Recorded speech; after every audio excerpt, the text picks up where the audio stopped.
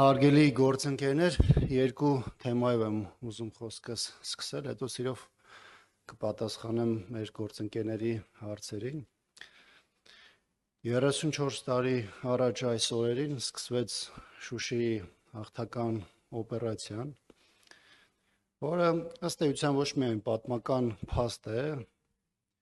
մեր հայրենիքի հազարամյա պատմության բաղկացուցիչ եւ ամենակարևոր օրերից մեկը, այլ նաև ըստ էության շատ հստակ ուղերձ էր հայ ժողովրդի կողմից աշխարհին առայն, որ հայը կոտրվող չի, հայը վախկոտ չի, հայը պարտվող չի եւ առաջնորդության պարագայում, նվիրյալների առաջնորդության պարագայում հայը մշտապես էլ հաղթել է, որքան էլ այսօրվա իշխանությունը փորձի հասարակությանը համոզել, որ հայը հաղթելու հնարավորություն չունի եւ իր զիջողականությունը, պարտվողականությունը դրանով է պայմանավորված, պատմությունը թարմ է, պատմության բազմաթիվ դրվագներ ցույց են տվել հայ ժողովրդի պայքարի ոգին եւ կամքը իր բնորանում ապրելու եւ իր ազատության համար ճակատամարտելու համար եւ 34 տարի առաջ տեղի ունեցած այդ իրադարձությունները պատմական վառ այդ դրվագներից մեկն էին։ Փառք ու պատիվ բոլոր այն մարդկանց, ովքեր պլանավորեցին, առաջնորդեցին հայ ժողովրդին դեպի այդ հաղթանակը եւ հավերժ փառք բոլոր մեր այն նահատակներին, ովքեր իրենց կյանքը զոհաբերեցին շատ ավելի կարևոր գաղափարի իրացման համար։ Ես նաեւ ուզում եմ անդրադառնալ այսօր նաեւ մեկնարկող քարոզը արշավին, հանրապետական ապրելին կայացած իր համագումարում դրանում ընդունված իր բանաձևում եւ հայտարարություններում շատ հստակ ձևակերպել է իր անելիքներն ու պատկերացումները ինչպես ընդրական process-ների, այնպես էլ հավաքական ընդդիմությանը իր սատարումը բերելու մասին, ինչը բնականաբար ուժի մեջ է եւ ես նաեւ այսօր հարկ համարեցի սրա մասին խոսելու։ Հանրապետական իր ողջ պոտենցիալն ու կարողությունը դնելու է ապահովելու հավաքական ընդդիմության հաջողությունը ընտրական process-ներին։ Նաև որոշումը հանրապետականի չմասնակցության առումով պետք է նաև դիտարկել այս շրջանակներում եւ թեև շատ ու շատ իրադարձություններ մեր պատկերացումների շրջանակներում չեն ընթացել կամ ընթանում, ամենայն դեպս հանրապետական իր մասով անելու է առավելագույնը։ Ֆակտորիա Պարոն Աբրահամյան, դուք չեք մասնակցում ընտրություններին, բայց աջակցում եք ակտիվ Ուժեղ Հայաստան կուսակցությանը, դրա համար չմասնակցեցիք, որ ավելի մեծ թափով աջակցեք Ուժեղ Հայաստանին։ Նախ ուզում եմ շնորհակալություն հայտնել այն լրագրողներին, օպերատորներին, այն մարդկանց, ովքեր այս ծանր թեժ օրերին ժամանակ են գտել այսօր գալու եւ ներկայանալու այս ճեպազրույցներ եւ նաեւ հարցերով դիմելու շնորհակալություն ձեզ։ Ինչ վերաբերում է ձեր հարցադրմանը, ես ստիպված մի փոքր պետքա խմբագրեմ, որովհետեւ հանրապետականը իր գործադիր մարմնի որոշումներով եւ համագումարում հնչեցված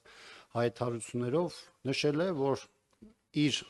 չմասնակցությունը պայմանավորված չէ այս կամ այն կուսակցության հաջողությամբ։ Ես պատահական չասեցի, որ հանրապետականը հայտարարել է եւ նաեւ պատրաստ է նաեւ այս ընթացքում լսելու խորհրդակցելու բոլոր այն իրական ընդդիմադիր ուժերի հետ,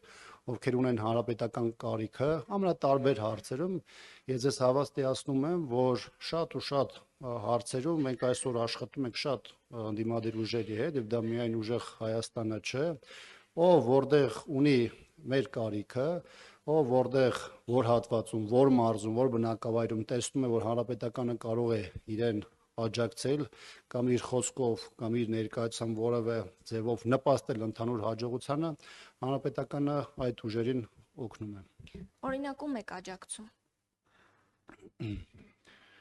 Մեծ տարբեր հարցերով դիմել են, ես կարող եմ մեկ օրինակ ներկայացնեմ։ Դուք գիտեք, խորհրդանական ուժերը ունեն հնարավորություն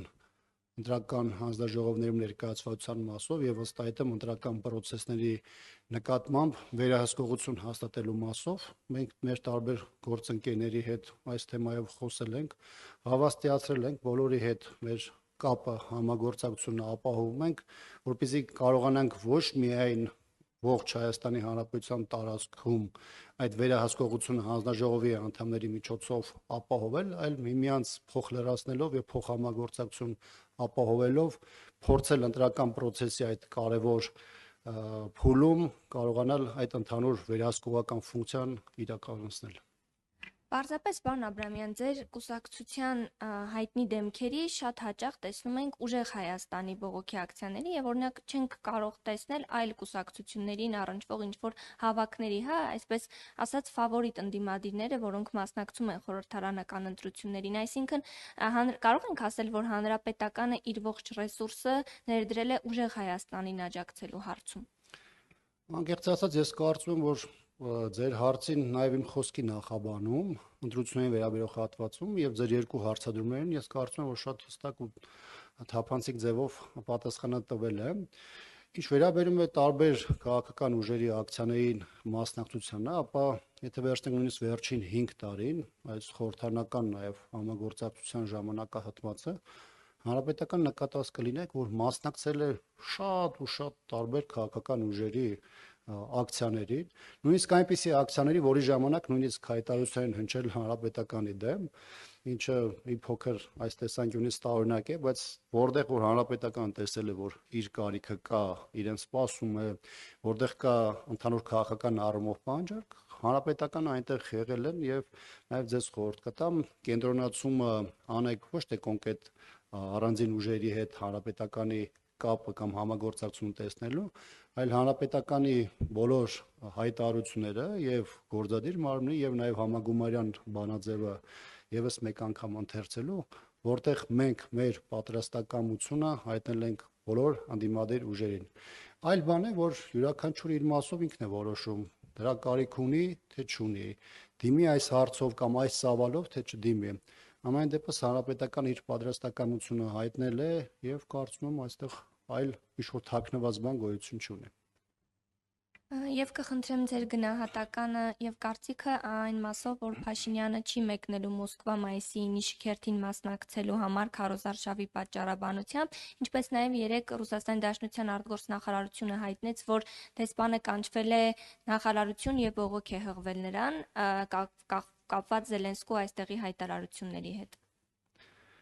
Հայաստան-Ռուսաստան հարաբերությունների դրա ընթացքի վատթարացող տարբեր դրվագների մասին հանրապետականը 2018-ից ի վեր խոսվել է,